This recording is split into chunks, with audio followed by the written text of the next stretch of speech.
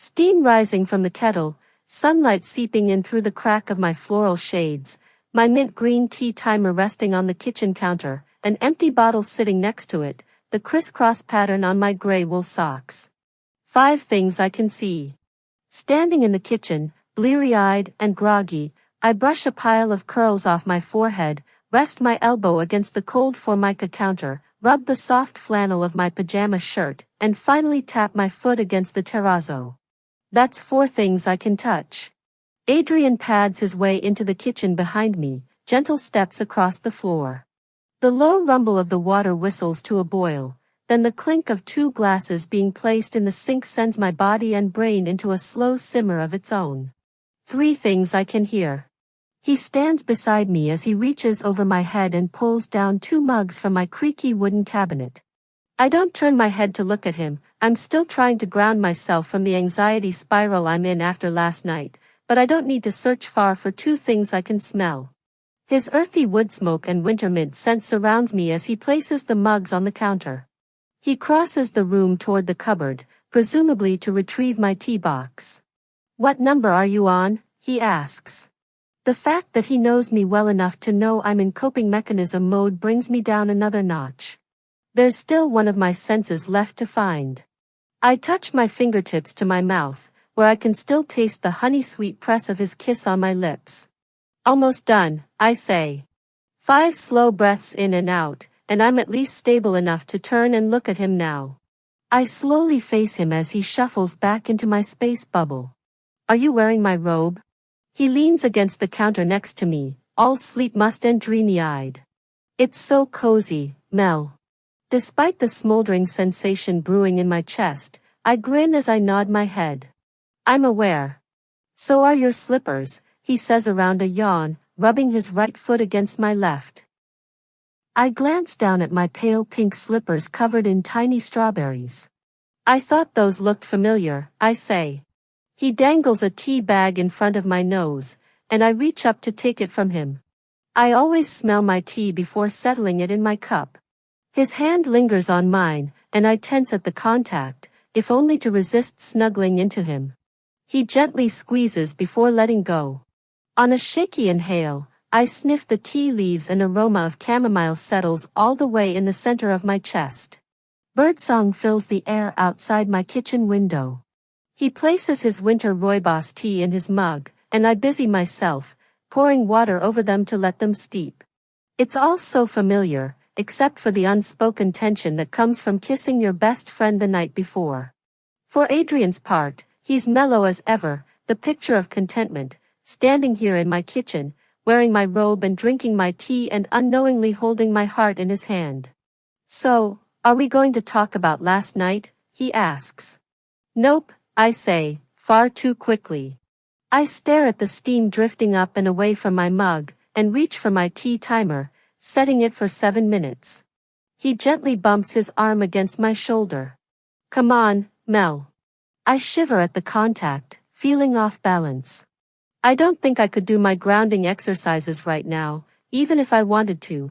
My senses are all officially overwhelmed by Adrian, boiled down to one confusing nameless emotion. "Hey, you're cold," he says, already untying the belt of my robe and pulling it off his broad shoulders that I'm constantly trying not to notice. I'm not that cold, but I don't stop him from slipping the cotton snugly around me and tying the belt into a tiny bow at my waist. This is the effect Adrian has always had on me. All 10 years of our friendship have been a fever dream of yearning for moments like this, then freezing when they happen, because I know that for him it's all just fun. I've existed as his best friend all this time, and it was manageable for me when I didn't know for sure what it was like to be fully engulfed by him, like last night. "Better?" he asks. Better isn't the word I'd use.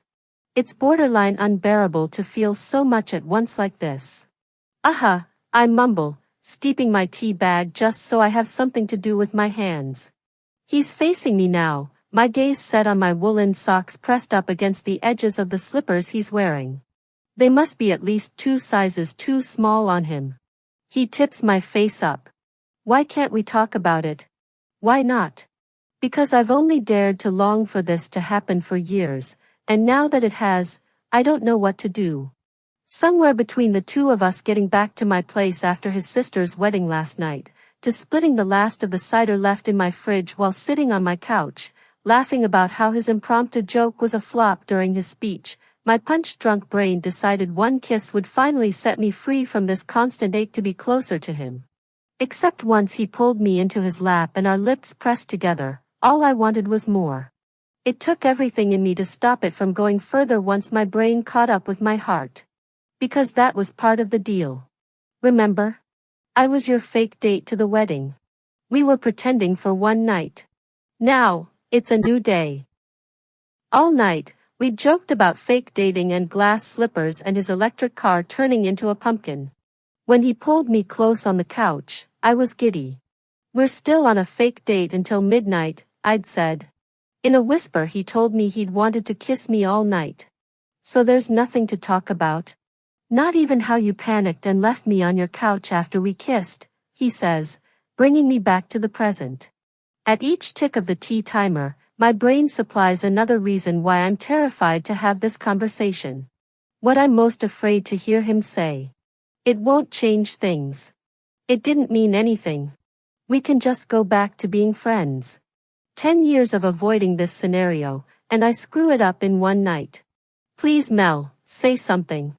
There's an unsteadiness to his voice that I'm not used to, and when I dare to meet his eyes, they're darker than their usual golden brown. Sweltering. His cheeks are flushed. His hand taps against the counter. There's something almost desperate about him right now, all his usual ease replaced by anxious energy. For all the times he's been by my side through anxiety and panic attacks, he deserves the same. For the first time, I'm struck that I'm not the only one who stands to lose something here. I'm terrified of what he might say, but the kiss was mutual and it's not fair of me to hold back just to spare my own feelings at the expense of his, whatever they may be. He taps my forehead 3 times, the delicate touch setting me aflame. Please tell me what's brewing up here. Sometimes I think it can't just be me. Like we've been on some sort of simmering precipice almost as long as we've known each other. That might actually be what scares me the most. The idea that it could all change. That in the process of our relationship evolving, it falls apart instead.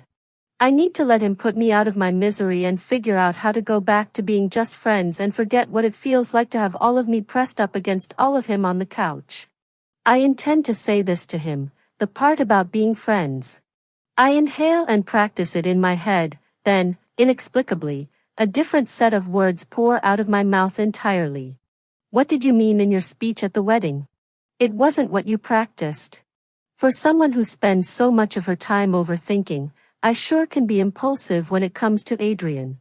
We'd laughed about it last night, how he went off script from the speech he'd been practicing all week, instead naming all the times he could tell his sister was in love with Quinn before she finally admitted it.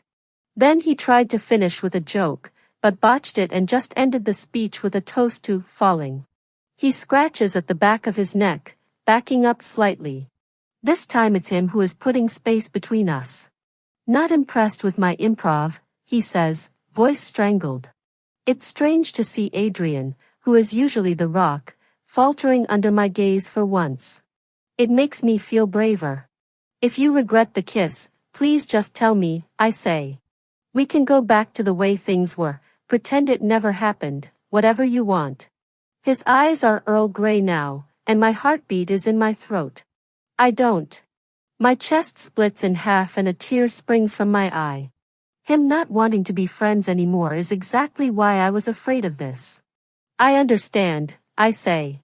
I never should have kissed you, knowing I was the only one with feelings. It doesn't have to ruin our friendship. Confusion passes over his features. 5 things I can see. His forehead wrinkles. His eyes soften again, green tea on a summer day.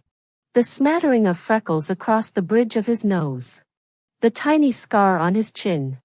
Pale cheeks flushed. Some sort of understanding seems to settle. He's figuring out I'm in love with him, and even in my worst nightmares about him rejecting me, it never felt this tragic. His hand closes over mine on the counter. He's trying to let me down easy, I'm sure. That's where you're wrong, Mel. My lips quiver. You don't want to stay friends? He shakes his head ruefully, thumb brushing over my knuckles, and take a deep inhale of his own. The time we were at IHOP and the server spilled orange juice on my lap and you laughed so hard that you knocked your iced tea over on yourself. I stare at him, feeling disoriented by the long-ago memory. The night that woman from the dating app stood me up and you met me at the bar and we ended up singing karaoke until 2 a.m. A laugh escapes, even though I'm still wildly confused. You told the Lyft driver you were Prince reincarnated on the way home. He grins, looking more like himself again. Yesterday, when I picked you up to drive to the ceremony and the second you saw me you threw your arms around me and whispered, "Hey there, fake date," into my ear. My skin pricks. Our friendship really is perfect as is. He shakes his head. Nah, Mel. I went off script because all I could think about the whole night was every moment over the past 10 years where I was falling in love with you. I don't regret the kiss. You're not the only one with feelings. Tears are cascading down my cheeks now. And you just realized it last night, during our fake date? He pulls me closer, and I nestle into him until I'm flush against his chest. I've known it for a long, long time, he says into my hair. Why didn't you just tell me? He laughs and brushes a kiss to my forehead. You're not the only one who's allowed to be scared, you know. Relief stirs in my chest, then emanates. I get to keep the pieces of Adrian I already loved and collect more. It's not over. Happiness pools to the surface and I'm giddy, I think. Well, I've been in love with you longer. The whole time. He grins. Your competitive streak. It's on my list. I'm stunned, but not stunned. The fear that he might feel the same way was always overshadowed by the fear he wouldn't. Did you know I felt the same? The whole time? His hand traces up and down my arm. I had my suspicions. But I always knew I had to wait for the right time. I know how hard change is for you. How your brain needs to be in the right place to accept something new. Last night, it felt like you were there. I never wanted you to be hasty or regret me. Having you there was enough. But I've always wanted more, Mel. I've been in love with you almost as long as you have with me. Almost, I repeat with a smile. He brushes my curls away from my face, holding my cheeks in his hands. When we kiss again, you're not going to try to hide from me? I slip my arms around his waist. No, I say. I may, in fact, ignite, if I don't get closer to him right this second, for how long this feeling has been brewing. The tea timer chimes behind us. Tea is ready, he says. I smile, and warmth fills me to the brim. So am I.